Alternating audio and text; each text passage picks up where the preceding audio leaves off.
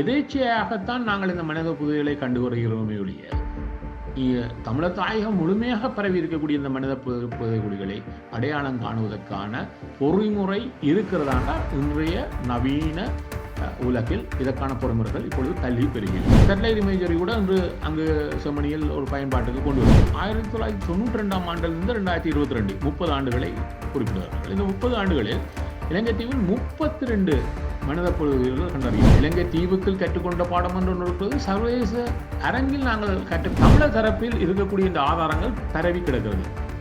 அதை அழிக்கக்கூடிய ஒரு பொறிமுறைக்கு நாங்கள் கொண்டு வந்தாகும். எப்பொழுது கேட்டாலும் இந்த ஆதாரங்கள் எங்களிடம் இருக்கு. உலகத்தில் இருக்கக்கூடிய நாடுகளில் காணாமல் போனவர்கள் அதிகம் உள்ள நாடுகளில் முதன்மையானதாக இலங்கை இருக்கிறது. ஒரு ஆட்சியில் இருப்பவர்களுக்கு கடந்த காலத்துக்குமான பொறுப்பு ஒன்று இருக்கிறது தானே. நான் இன்றைக்கு தான் பொறுப்பு யாரும் தப்பி செல்லும். எங்களுக்காக யாரும் அளப்போவதும் இல்லை, எங்களுக்காக யாரும் முனைய போவதும் இல்லை, யாரும் தங்க தாம்பாள தட்டில் வைத்து எங்களுக்கான தீர்வுகளை தரப்போவதும் இல்லை. முன்னர் மன்னார் இருந்தது, மன்னாரில் 300 லட்சங்களை கிட்ட எடுக்கப்பட்டது, அது அவ்வாறே விடப்பட்டு விட்டது. அதை பற்றி பேசுவது போக்கு தொடுவாய் இருக்கிறது. இவ்வாறு அவ்வப்பொழுது எடுக்கப்பட்ட எச்சங்களுடைய தொடர்ச்சியை விட்டுவிட்டு இப்படி செமனியில் நிற்கிறோம். நாளை செமனியை மறந்து விட்டு இருக்க போகிறோமா என்பதுதான் கேள்வி. என்னோட இளமை காலத்தை போல எனக்கு இப்போ சூப்பரா வேலை செய்ய முடியும். இது ஓர்த்தோசில் பயன்படுத்தியதற்கு அப்புறம். மூட்டு வலிக்கான விஞ்ஞான ரீதியான தீர்வு ஓர்த்தோ ஷீல்ட். நகர்த்தப்படும் காய்கள், திரை மறைவில் நடக்கும் ரகசிய பீரங்கள், உலகத் தமிழர் அறிந்தேயாக வேண்டிய உண்மைகளை தேடி ஒரு உடறுப்பு.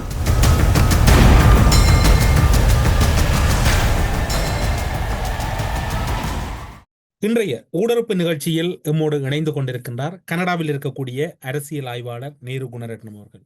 ஊடறுப்பு நிகழ்ச்சியின் சார்பில் உங்களை வரவேற்பதில் மகிழ்ச்சி. வணக்கம். வணக்கம். இப்போது இலங்கையில் புதைகுழிகள் அகழ்வு நடவடிக்கைகள் இடம்பெற்றுக் கொண்டிருக்கின்றன. திருகோணமலை மாவட்டத்திலும் அகழ்வு நடவடிக்கைகள் ஆரம்பிக்கப்பட்டிருக்கின்றது. தொடர்ச்சியாக வடக்கு கிழக்கெங்கும் அகழ்வு நடவடிக்கையினுடைய தன்மை தீவிரப்படுத்தப்பட்டிருக்கின்றது. செம்மணியிலே அகழ்வு நடவடிக்கைகள் மிக மிக முக்கியமான அகழ்வு நடவடிக்கை இடம்பெறுகின்றன. இவற்றை பார்க்கின்ற போது ஒரு மனித உரிமைகள் ரீதியாகவும் ராஜதந்திர ரீதியாகவும் இதனுடைய முக்கியத்துவத்தையும் தமிழ் சமூகத்தின் களப்பணியையும் எப்படி பார்க்கிறேன்? அதாவது தமிழர் தாயகம் முழுமையாக, அது வடக்கு கிழக்கு முழுமையாக அங்கே இருக்கக்கூடிய 8 மாவட்டங்களிலும் தமிழர்களுடைய மனித புதைகுழிகள் பரவியே கிடக்கின்றன. இப்பொழுது இருக்கக்கூடிய சவால் அவற்றை முழுமையாக அடையாளம் காண்பதுதான். இப்போ இதில் நாங்கள் பார்த்தோம் என்று சொன்னால் சில மனித புதைகுழிகள் அடையாளம் காணப்பட்டிருக்கிறது. மன்னாரில் இருக்கக்கூடிய மனித புதைகுழிகள் பணிகள் ஆரம்பித்தே இன்று 12 வருடங்களை கடந்திருக்கிறோம். அதே போன்று கொக்குத்தொடுவாய், செம்மணி, ஏனைய மாவட்டங்களும் அவ்வப்பொழுது மனித புதைகுழிகள் கண்டறியப்படுவதும் பின்னர் அவை தொடர்ந்து அதில் இருக்கக்கூடிய எச்சங்கள் கண்டெடுக்கப்படுவதுமாக அவை தொடர்கின்றன. இப்போ செம்மணியை எடுத்துக்கொண்டாலும் கூட இதே பகுதியில் 90களில் இறுதி பகுதியில் இதே மனித புதைகுழிகள் என்னால் கிருஷாந்தி குமாரசாமியினுடைய விவகாரம் சம்பந்தமாக அதில் இருக்கக்கூடிய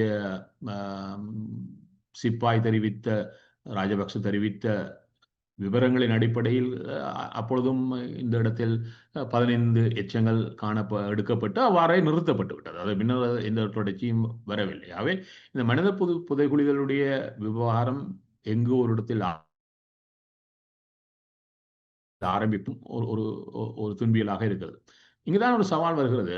இந்த விவகாரத்தை நாங்கள் கற்றுக்கொண்ட பாடங்களின் அடிப்படையில் எவ்வாறு இதை இன்னும் சிறப்பாக கையாளப் போகிறோம் என்கின்ற ஒரு விவகாரம் தமிழர் முன்னால் எழுந்து நிற்கிறது. அவ்வாறு வைத்துக் கொண்டால் இவ்வாறான விவகாரத்தை கையாளுவதற்கு யார் என்கின்ற கேள்வி வேறு. அவ்வாறான ஒரு கேள்வி எழுந்தால் இதற்கான ஒரு செயலணி தேவை அவசியம் தேவைப்படுகிறது. அதாவது தமிழர் விவகாரம் சார்ந்த, தமிழருடைய உரிமை சார்ந்த, அதிலும் குறிப்பாக மனித புதைகுழிகள் சார்ந்த விவகாரத்தை கையாளக்கூடிய ஒரு செயலணி. அந்த செயலணி தாயகத்தில் தான் உருப்பெற்றாக வேண்டும். என்றால் தாயகம் தான் அதனுடைய மைய புள்ளி. அவ்வாறு வைத்துக் கொண்டால் அந்த செயலணியில் இதில் பாண்டித்யம் பெற்றவர்கள், நிபுணத்துவம் பெற்றவர்கள் ஒன்று என்றால் இப்பொழுது இருக்கக்கூடிய செம்மணியில் கூட யாழ் பல்கலைக்கழகத்திலிருந்து இந்த கற்கரையில் இருக்கக்கூடிய மாணவர்கள் உட்பட பலர் இந்த பணியில் இருக்கிறார்கள். ஆகவே இதற்கான நிபுணத்துவம் சார்ந்தவர்கள் தாய் மண்ணில் இருக்கிறார்கள் என்பது செம்மணியில் கூட வெளிப்பட்டது. ஆகவே இவர்களை உள்வாங்கியதான ஒரு ஒரு செயலணி உருவாகும். அவர்களுக்கான முழுமையான ஒத்தாசையை புலம்பெயர்ந்த தளத்தில் இந்த விவகாரம் சார்ந்த நிபுணத்துவம் கொண்டவர்களும் இணைந்து கொள்வது. இதில் குறிப்பாக இளையவர்கள், புலம்பெயர்ந்த தேசத்தில் இருக்கக்கூடிய இளையவர்கள். இப்போ இவ்வாறு ஒரு செயலணி உருவாகின்ற பொழுது பலர் உள்வாங்கப்படுவார்கள். இவ்வாறான ஃபாரன்சிக் எக்ஸ்பர்ட் என்று சொல்லக்கூடிய இந்த ஆய்வு பணிகளை செய்யக்கூடிய நிபுணத்துவம் உடையவர்கள், இதில் இருக்க வழக்கறிஞர்களை கொண்ட ஒரு குழு, இவ்வாறு பலருடைய ஒத்தாசை தேவைப்படுகிறது. அவ்வாறு தேவைப்படுகின்ற பொழுது அவ்வாறான ஒரு ஒரு அணி சேர்ப்பு, ஒரு செயலனுடைய அணி சேர்ப்பும் அந்த செயலணிக்குள் உருவாக்கக்கூடிய ஆய்வுகளும் களப்பணிகளுக்கான செயல்முறை வடிவங்கள் இங்கு முதன்மை பெறுகிறது. என்ன சொன்னால் இதற்கான சர்வதேச கற்கனறிகளும் இருக்கிறது. கனடாவில் இருக்கக்கூடிய பூர்வீக குடிமக்களும் இவ்வாறு புதைக்கப்பட்ட பொழுது அவர்கள் தங்களுடைய பணியை தாங்களாக முன்னெடுத்தார்கள். அரசுகள் பின்தங்கி நின்ற பொழுது இந்த மனித புதைகுழிகளை கண்டறிகின்ற பொழுது நாங்கள் எதேச்சையாக பொழுது மன்னாரிலும் கூட ஒரு ஒரு குழாய் பதிப்பதற்காக கிண்டிய பொழுது எச்சங்கள் காணப்படுகிறது. பின்னர் அது மனித புதைகுழிகளாக மாறும். செம்மணியிலும் அவ்வாறான முயற்சி தான். ஒரு கட்டட முயற்சியினுடைய முயற்சிகள் எடுக்கப்பட்ட பொழுது ஒரு மனித புதைகுழி கண்டறியப்படுகிறது. அது பின்னர் தொடர்கிறது. ஆகவே எதேச்சையாகத்தான் நாங்கள் இந்த மனித புதைகளை கண்டு வருகிறோமே ஒழிய தமிழர் தாயகம் முழுமையாக பரவி இருக்கக்கூடிய இந்த மனித புதைகுழிகளை அடையாளம் காணுவதற்கான பொறிமுறை இருக்கிறதா என்றால் இன்றைய நவீன உலகில் இதற்கான பொறிமுறைகள் இப்பொழுது தள்ளி பெருகி இருக்கிறது.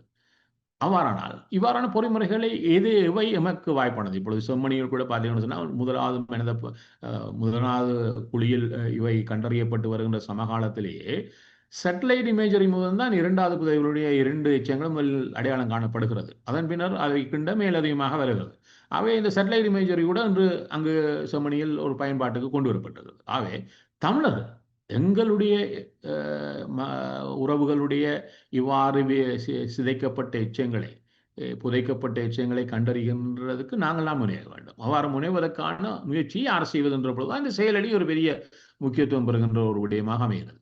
ஆகவே இவ்வாறான தொழில்நுட்பத்தை பயன்படுத்துகின்ற பொழுது இலங்கை தீவில் இல்லாமலே பலர் இந்த தொழில்நுட்பத்தை பயன்படுத்தக்கூடிய வாய்ப்புகள் கூட இருக்குது. அவற்றை முழுமையாக பயன்படுத்தி இவற்றை கண்டறிந்து கொண்டு அதன் பின்னர் நாங்கள் அவ்வாறான மனித புதைகுழிகளை அகழ்வுகின்ற பணிகளுக்கான அடுத்த முகாந்திரத்தை முன்னெடுக்க முடியும். அவ்வாறு இருந்தால் நாங்கள் என்ன செய்ய போகிறோம் என்கின்ற ஒரு விடயம் இருக்கிறது. அந்த செயலணியினுடைய ஒரு முக்கிய பணியாக இந்த நிபுணத்துவ உதவியினூடாக இதை விரைவுபடுத்துகின்ற, ஏன்னா நாங்கள் அவ்வப்பொழுதுதான் ஏதோ ஒன்று வருகின்ற ஒரு விடயமாக இருக்குது.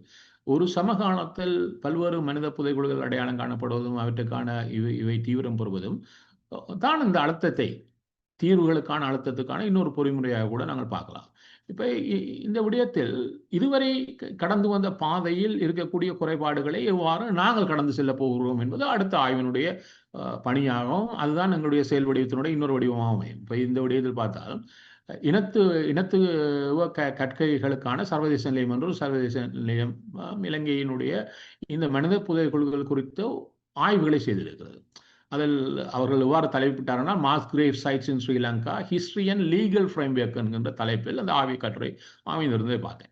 அந்த ஆய்வு கட்டுரையில் என்ன சொல்லுகிறான்னு சொன்னால் 1992 ஆண்டிலிருந்து 2022 30 ஆண்டுகளை குறிப்பிடுகிறார்கள். இந்த 30 ஆண்டுகளில் இலங்கை தீவில் 32 மனித புதைகுழிகள் கண்டறியப்பட்டது என்பதை அவர்கள் அங்கு குறிப்பிடுகிறார்கள்.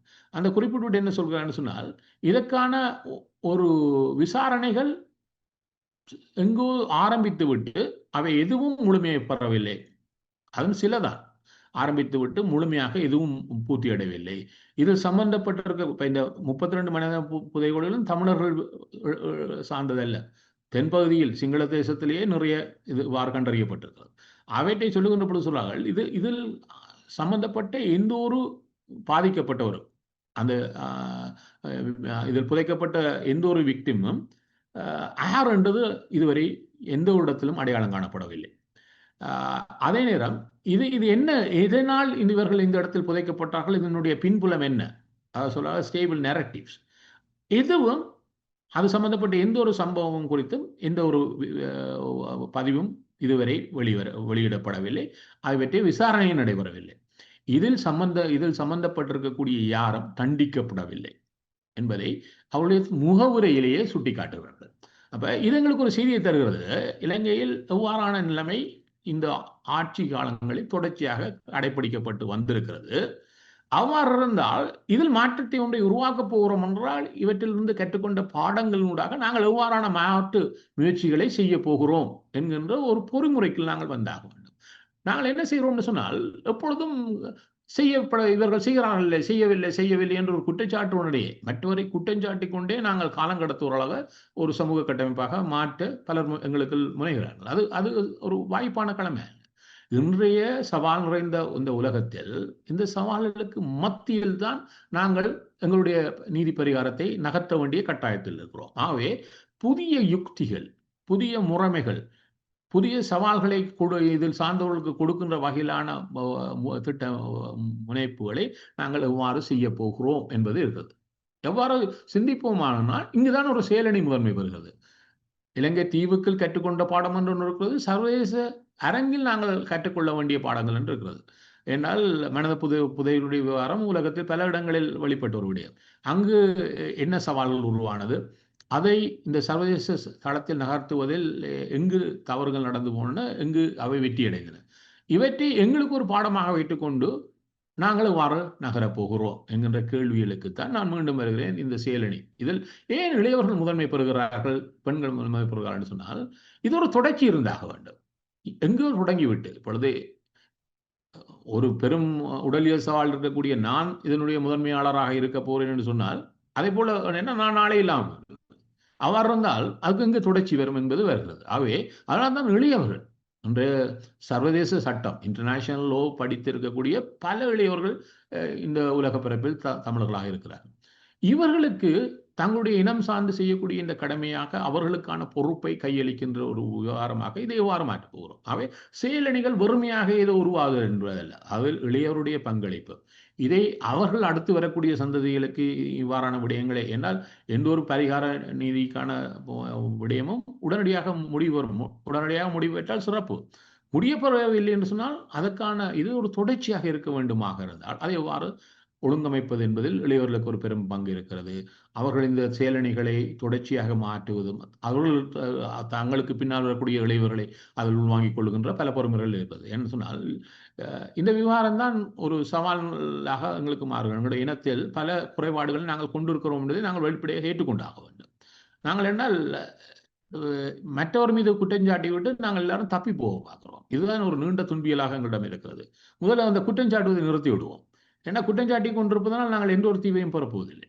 நாங்கள் இதுவரை கடந்து வந்த பாதையில் கற்றுக்கொண்ட பாடத்தினூடாக எவ்வாறு மாறப்போகும், இதில் எவ்வாறு ஒரு இணைப்பை உருவாக்கப் போகிறோம் என்றால் துறை சார்ந்த வல்லுநர்கள் எங்கிருந்தாலும் அவர்களுக்கு இணைத்து அவர்களை கொண்டு இதை நகர்கின்ற ஒரு விவகாரம் இருக்கிறது. இப்பொழுது இதில் இணைந்து கொண்டிருப்பவர்களை அனைவரையும் அடையாளப்படுத்தக்கூட தேவையில்லை என்று இந்த சமூகத்துக்குள் வேறு பல சவால்கள் இருக்கிறது என்று சொன்னால் இவ்வாறு முயற்சியில் இருப்பவர்களை அந்த முயற்சியில் தொடராமல் இருப்பதற்காக வெளிசக்திகளுக்காக இயங்குபவர்கள் உடனடியாக களத்துக்கு இறக்கப்படுவார்கள்.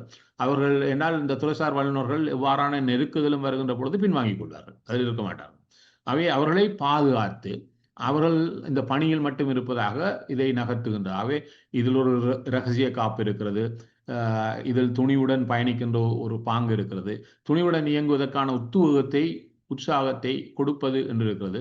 என்றால் இதில் ஒன்று இருக்கிறது சொன்னால் எங்களுடைய சமூகத்தில் கற்றவர்கள் ஒன்றை யோசிக்கிறார்கள், இது எங்களுக்கு சம்பந்தமில்லாத விடயம் என்றும் சில ஒதுங்கி போவதை பார்க்கிறோம். இந்த சமூகத்தில் கற்று உச்சத்தை பெற்றவர்கள் இருக்கிறார்கள்.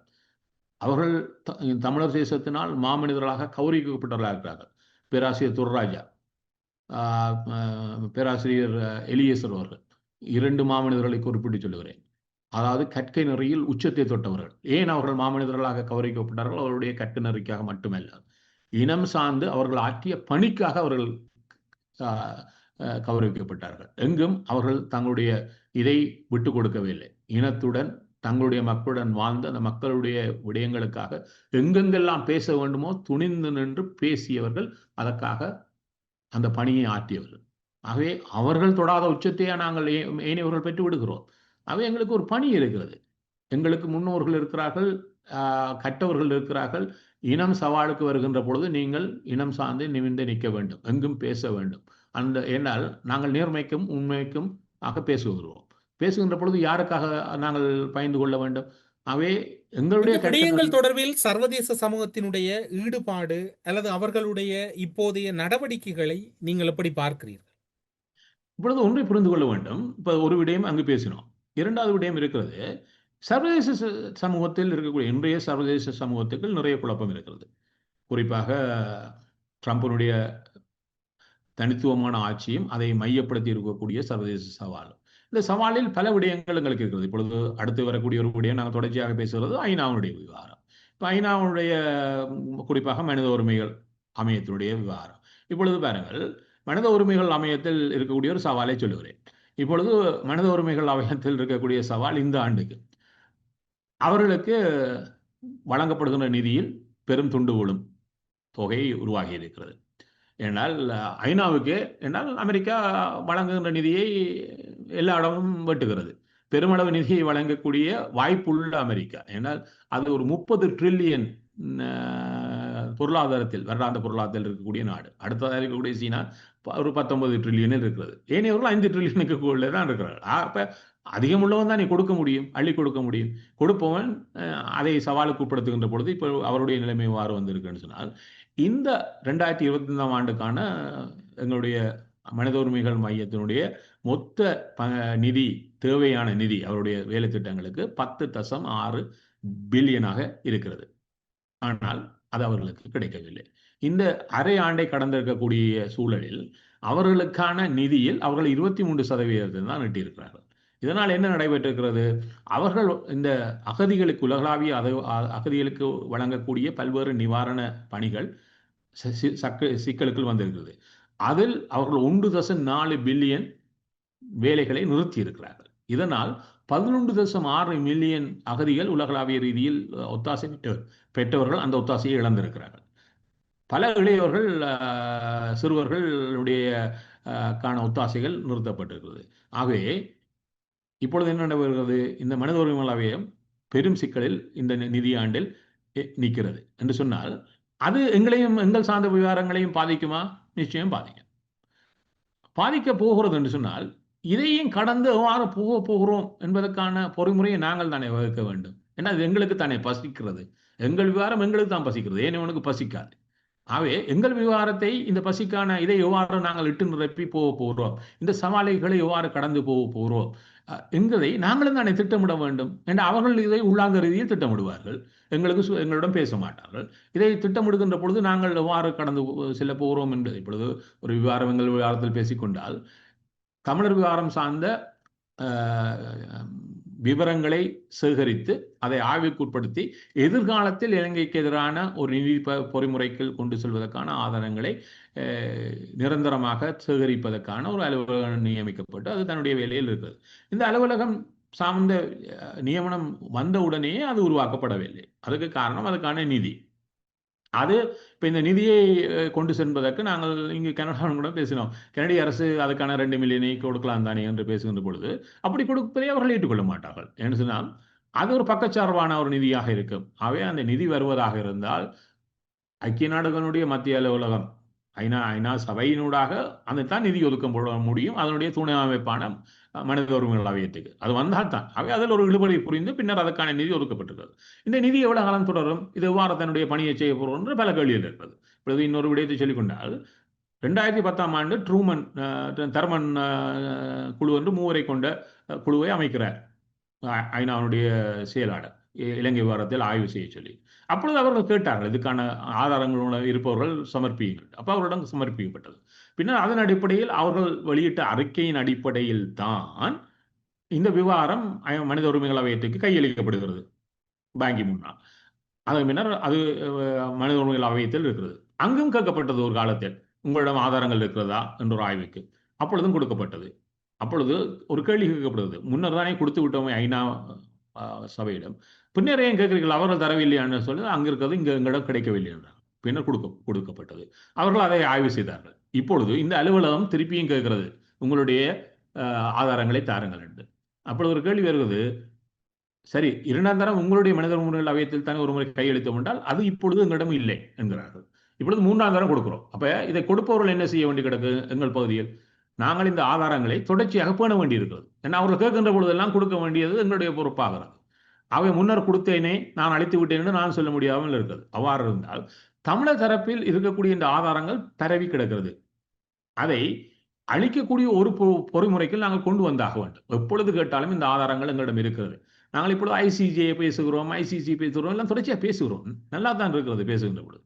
ஒரு கேள்வி இருக்கிறது, இவர்களிடம் கொண்டு சென்று சேர்ப்பதற்கு நாங்கள் அந்த வழக்கை நாங்கள் போட முடியாது. ஐசிஜேக்கு போகிறோம்னா ஒரு நாடு போட வேண்டும். அப்புறம் அந்த நாடு கேட்கும் இல்லவா, நீங்கள் உங்களிடம் இருக்க எல்லாத்தையும் தாருங்கள். இப்பொழுது கனடாவில் இருக்கக்கூடிய இப்பொழுது எதிர்க்கட்சி அவர்கள் தான் ஆட்சிக்கு வந்திருக்க வேண்டும். அந்த தன்னுடைய தலைவர் சொன்னார், நான் ஐசிஜேயை கொண்டு போவேன் என்று. நம்மவர்கள் மிகவும் மகிழ்ச்சி, என்ன கொண்டு போடுவார்கள். அங்கிட்டேன் அவர் ஆட்சிக்கு வந்தவுடன் வெளிவாரத்துறைக்கு சொல்லுவார், இந்த விவகாரத்தை நீங்கள் முன்னெடுங்கள் என்ற பொழுது வெளிவாரத்துறை எங்களிடம் கேட்கும், உங்களிடம் இருக்கக்கூடிய ஆதாரங்கள் முழுமையாக கையளியுங்கள். அவர்களுடைய என்ன வழக்கறிஞர்கள் இப்போ ஐசிஜேக்கு ஒரு வழக்கு போனால் 14 வருடம் எடுக்கிறது. அவர்கள் கடந்த இறுதியில் ஒரு இனப்படுகொலையை முழுமையாக அதுக்கான தீர்ப்பை வழங்குவதற்கு 14 ஆண்டுகள் எடுத்துக்கொண்டார். அவ்வளவு ஆண்டுகளுக்கு இங்கே இருக்கக்கூடிய ஆட்சி கூட மாறும். ஆனால் இந்த வழக்கறிஞர்கள் கொண்டே போடுவதற்கு முன்னர் அவர்கள் எங்களிடம் இருந்தால் ஆதாரம், அவரிடம் ஆதாரம் இருக்கிறதா கிடையாது. நாங்கள் கொடுக்கின்ற ஆதாரங்களை அவர்கள் ஆய்வு செய்து பார்ப்பார்கள், இது ஒரு வழக்காக மாற்ற முடியும். அப்ப நாங்கள் எங்களிடம் இருப்பதை கொஞ்சத்தை கொடுக்க முடியாது. அப்படி என்று சொன்னால் எங்களுக்கு ஒரு நிலையம், இதைத்தான் திருப்பி திருப்பி செய்யல. எங்கேயோ ஒரு இடத்தில் எல்லா ஆவணங்களும் ஒன்று சேர்க்கப்பட்டு அவை இந்த சந்ததி அல்ல, இன்னொரு 10 ஆண்டுகளுக்கு பின்னரும் கூட இதுக்கு தேவைப்படுகிறது என்று வைப்போம். அப்பொழுதும் கொண்டு செல்லக்கூடிய ஒரு பொதுவான செயலணியிடமும் அது தொடர்ச்சியாக இருக்கின்ற ஒரு செயலணியிடமும் இந்த ஆவணங்கள் ஒரு இடத்தில் ஒருங்கமைக்கப்பட்டவைகளாகும்.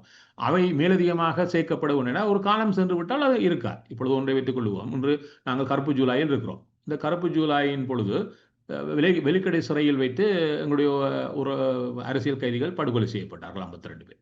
இந்த இதில் தப்பியவர்கள் சிலர் தான் இருந்தார்கள். அவ்வாறு தப்பி வந்தவர்களில் ஒருவராக இருந்தவர் அப்பொழுது குருவானவராக இருந்த ஆண்டன் பிலிப் சின்ராஸ் அவர்கள்.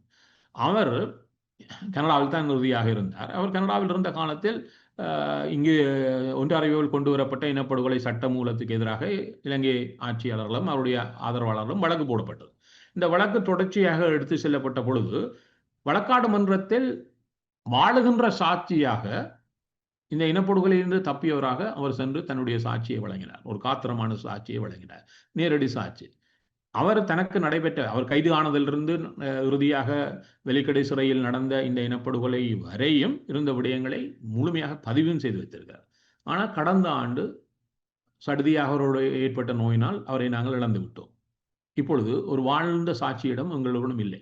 காலங்கள் கடந்து செல்லுகின்ற பொழுது இந்த சவால்கள் எங்களுக்கு தொடர்ச்சியாக வந்து கொண்டே இருக்க போகுது. வருவதாக இருந்தால் அது எவ்வளவு காலமானாலும் இவ்வாறான விடயங்களை ஒருங்கமைத்து அவர்கள் வாழுகின்ற காலத்திலேயே எவ்வாறு நாங்கள் பதிவு செய்து வைக்கின்ற ஒரு பெரும் பொறுப்புகள் எல்லாம் இருக்கிறது. அவை ஒருமையாக நீதி பேசுகின்ற ஒரு இனத்திடம் அதற்கான பொறிமுறையை முதல் இருக்கிறதா என்பதை நாங்கள் எங்களிடம் கேட்டாங்க. அந்த பொறிமுறை எவ்வளவு காத்திரமாக மாற்றப்பட வேண்டும் என்பதை நாங்கள் பேசியாக வேண்டும். இவற்றுக்கான பொறிமுறைகள் எவ்வாறு உருவாக்கப்பட வேண்டும் என்பதை நாங்கள் தீர்மானித்து அதற்கான முறைமைகளை நாங்கள் முன்னெடுத்தாக வேண்டும். நாங்கள் இல்லை என்று சொன்னால் நாங்கள் தான் சவாலுக்கு வந்து நிற்போம். என்றால் நீங்கள் கேட்ட மாதிரி சர்வதேச உலகத்தில் ஒவ்வொரு காலத்தில் ஒவ்வொரு சவால்கள் தொடர்ச்சியாக எங்கள் முன்னால் விரிந்து கொண்டிருக்கிறது. இப்பொழுது இதை எடுத்து சொன்னால் அம்னஸ்டி இன்டர்நேஷனல் என்ன சொல்லுகிறது? உலகத்தில் இருக்கக்கூடிய நாடுகளில் காணாமல் போனவர்கள் அதிகமுள்ள நாடுகளில் முதன்மையானதாக இலங்கை இருக்கிறது என்று 60,000 தொடக்கம் 1,00,000 பேர் காணாமல் போனவர்கள் குறித்து விவகாரம் இன்னும் அது தமிழர்கள் மட்டுமல்ல, சிங்கள தேசத்திலும் காணாமல் போனவர்கள் விவகாரம் சம்பந்தப்பட்ட ஒரு விடயம் தொடர்ச்சியான பேசு பொருளாக கடந்த 50 ஆண்டுகளாக இலங்கை தீவில் இருக்கிறது என்பதை சுட்டிக்காட்டுகிறது. அவை இவற்றை வைத்துக்கொண்டு எவ்வாறான முறைமைக்கு நாங்கள் செல்ல போகிறோம். இன்னொன்று இருக்கிறது, இப்பொழுது ஒரு புதிய ஆட்சி இலங்கையில் இருக்கிறது. அது என்ன சொல்லுகிறது? நாங்கள் மாற்றத்தினுடைய வெளிப்பாடு என்று சொல்லிவிட்டு இருக்கிறது. அவ்வாறு இருந்தால் இன்று செம்மணி ஒரு கேள்வி எழுப்புகிறது. இந்த மாற்றத்தினுடைய வெளிப்பாடாக இருப்பவர்கள் என்ன செய்ய போறார்? இப்ப அவர்களை நோக்கித்தானே நாங்கள் இதை எழுப்பியாக வேண்டும். அவ்வாறு இருந்தால் இந்த கருப்பு ஜூலை விவகாரத்தில் என்ன என்றால் இன்று வரை அது குறித்து ஒருவர் கூட தண்டிக்கப்படவில்லை. நீங்கள் அன்று ஆட்சியில் இருக்கவில்லை. இப்பொழுது ஒரு சிறைச்சாலையில் வைத்தே 52 பேர் படுகொலை செய்யப்பட்டார்களானே, அதுக்காக என்ன செய்ய போகிறீர்கள்? நீங்கள் என்ன விதமான விடயத்தை நாங்கள் எழுப்பியாக வேண்டும். அப்பொழுதுதான் இவர்கள் இந்த மாற்றத்தின் வெளிப்பாடாக எவ்வாறு இருக்கிறார்கள் என்பது வெளிப்படும். நாங்கள் எங்களுக்கு பேசிக் கொண்டிருப்பதில் இல்லை. இதில் செம்மணியில் கண்டறியப்படுகின்ற உறவுகள் சம்பந்தப்பட்டவர்கள் அடையாளம் காணப்பட்ட அந்த உறவுகளிடம் எச்சங்கள் கையளிக்கப்பட வேண்டும் என்பதை நாங்கள் தான் இவர்களுக்கு ஒரு சவாலாக உருவாக்கியாக வேண்டும். அப்பொழுதுதான் இவர்கள் யார் என்பது வெளிப்படும். இல்லை அவ்வாறு கொடுக்கப்பட்டால் அடுத்த கேள்வி வருகிறது, இவ்வாறு கொன்றளிக்கப்பட்ட உறவுகளுக்கான நஷ்டஈடை என்ன எவ்வாறு கொடுக்க போகுது? நான் நஷ்டஈடு கொடுப்பது அரசாங்கத்தினுடைய பொறுப்பு. ஏன்னா உங்களால் தானே அவர்கள் படுகொலை செய்யப்பட்டார்கள். அவர்களுக்கான நஷ்டஈடு எவ்வாறு அமைய போகிறது? இப்பொழுது இந்த 83 காலப்பகுதியில் தமிழர்களுடைய வர்த்தக நிலையங்கள் மாத்திரம் அப்பொழுது அமெரிக்காவினுடைய முதன்மை பத்திரிகை போடுகிறது 300 மில்லியன் இழக்கப்பட்டிருப்பதாக போடுகிறது. இலங்கையுடைய பிரதான வர்த்தக செயற்பாடே முடக்கப்பட்டு இருக்கிறது என்று போடுகிறது. அப்போ அன்றைய 30 மில்லியன்ன்றது இன்றைய எத்தனையோ பில்லியன். ஆனால் யாருக்கும் நஷ்டஈடு வழங்கப்பட்டதா என்று வரை இல்லை. அது அவர்களுக்கான விவகாரம் கையாளப்பட்டதா இல்லை. அவ்வாறா? ஆனால் ஒரு ஆட்சியில் இருப்பவர்களுக்கு கடந்த காலத்துக்குமான பொறுப்பு ஒன்று இருக்கிறது தானே. நான் இன்றைக்கு தான் பொறுப்பு யாரும் தப்பி செல்ல முடியாது. அவ்வாறு இருந்தால் இவர்களுக்கான சவாலை எவ்வாறு உருவாக்க போகிறோம், அதுக்கான பொறிமுறை என்ன என்கின்ற விடயம் வருகின்ற பொழுதுதான் மீண்டும் ஒரு விடயத்தில் தான் திருப்பி வந்து நிற்க வேண்டியிருக்கிறது. தமிழர்கள் ஒரு செயலணியை உருவாக்கியாக வேண்டும். இது ஒரு புள்ளியாக இருக்கட்டும். பல விடயங்களில் தமிழருக்கு செயலணி தேவைப்படுகிறது. அந்த செயலணிகளுடைய உருவாக்கம், அதுக்கான திட்டமிடலை நாங்கள் இன்றைய உலகம் புதிய பல சவால்களை எங்களுக்கு இந்த விவகாரத்தில் உருவாக்குகிறது. அவ்வாறு உருவாக்குவதாக இருந்தால் அந்த சவால்களை எவ்வாறு நாங்கள் கண்டறிந்து எடுத்து செல்ல போகிறோம் என்பதற்கு நாங்கள் பொறிமுறைகளை உருவாக்கியாக வேண்டும். எங்களுக்காக யாரும் அளப்போவதும் இல்லை, எங்களுக்காக யாரும் முனைய போவதும் இல்லை, யாரும் தங்க தாம்பாள தட்டில் வைத்து எங்களுக்கான தீர்வுகளை தரப்போவதும் இல்லை. அதுக்கான முயற்சி எங்களிடமிருந்து தான் உருவாக்க வேண்டும். அவ்வாறு உருவாதாக இருந்தால் நாங்கள் எங்களுக்கு நிறைய பேசியாக வேண்டும். அது ஒரு சமூகத்தில் இருக்கக்கூடிய சாதாரண உறுப்பினர்களுக்கான பொறுப்பு அல்ல. இந்த விவகாரத்தில் நிபுணத்துவம் கொண்டவர்கள் தங்களுக்குள் பேசுவது, இதற்கான முறைமைகளை வளர்த்துக் கொள்வது, இதற்கு தேவையான சர்வதேச ஒத்தாசைகளை பெற்றுக் கொள்வதும் எங்களிடம். என்ன, சர்வதேச சமூகத்துக்கும் ஒரு பொறுப்பு இருக்குது. அந்த ஒத்தாசைகளை அவருடைய கதவுகளை தட்டித்தான் நாங்கள் பெற வேண்டும். இப்பொழுது இந்த விவகாரத்தை எடுத்து சென்று ஒரு நாட்டுடன் பேசுகிறோம், கனடாவுடன் பேசுகிறோம் வைத்துக் கொள்வோம். கனடாவில் இவ்வாறான பொறிமுறை முன்னெடுக்கப்பட்டிருக்கிறது. இவற்றை கண்டறிகின்ற இயந்திரத்தை இலங்கை தீவில் கொண்டு வந்து இவற்றுக்கான முன்னெடுப்பை செய்வதற்கான ஒத்தாசைகளை நீங்கள் வழங்க வேண்டும் என்று பொறுப்பு கொடுப்பது. நீங்கள் இந்த செயற்பாடுகளில் சர்வதேச சமூகத்தினுடைய இணைவை எவ்வாறு நாங்கள் உறுதிப்படுத்துவது, அவர்களை எவ்வாறு உள்நுழைய வைப்பது, இது எங்களுக்கு ஒரு பாதுகாப்பு அரணை உருவாக்கும். இந்த முயற்சிகளுக்கான ஒரு பாதுகாப்பு அரணை. இவ்வாறான முயற்சியில் இருந்தக்கூடிய சர்வதேச நிபுணர்களுடைய ஒத்தாசைகளை எவ்வாறு பெறுவது என்ற எங்களை கடந்த பல விவகாரங்கள் இதில் உள்வாங்கப்படும். அவ்வாறான விடயங்களை ஒரு சமூகமாக நாங்கள் எவ்வாறு முன்னெடுக்க போகிறோம், இதில் இளையவர்களுடைய பங்களிப்பை எவ்வாறு உறுதிப்படுத்த போகிறோம், இவற்றுக்கான நிரந்தரமான ஒரு கட்டமைப்பையும் அதற்கான நிரந்தரமான ஒரு தளத்தையும் எவ்வாறு உருவாக்க போகிறோம்.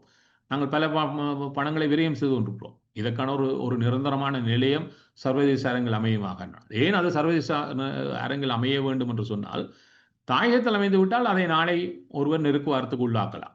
ஆகவே இது குறித்த ஆவணங்களை சேகரித்து வைப்பதும் பாதுகாப்பாக வைத்திருக்கக்கூடிய ஒரு பொறுமுறையும் அவற்றுக்கான தொடர்ந்து ஆய்வுகளை செய்வதற்கான முறைமைகளையும் இவ்வாறான பல விடயங்களை நாங்கள் முன்னெடுப்பதாக இருந்தால் எங்களுக்கான நிரந்தரமான ஒரு நிலையம் அமைந்தும் ஆக வேண்டும்.